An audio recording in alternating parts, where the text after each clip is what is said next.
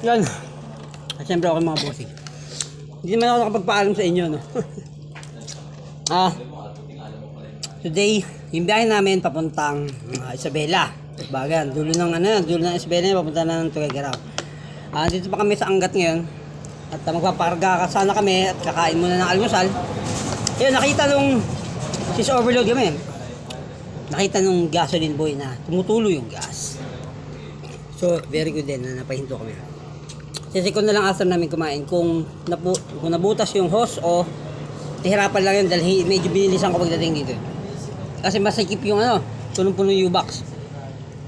Pero ano yung mga boss, ito pa lang start ng journey namin. Kain muna kami ng pares, ay si Mangko. At tinahan muna natin si Negnog pagka okay naman siya ron. Tutuloy na tayo.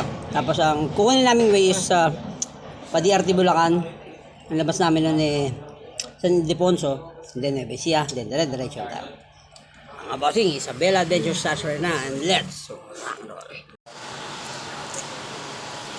Dito kami sa Dunkin sa Petron, Angat pa rin.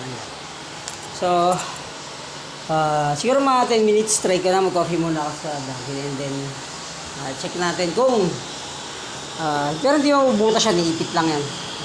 Pero si Mangko, may pares lang kami doon tapos mag-kape muna bago tumakbo. Mga bossing, let's start.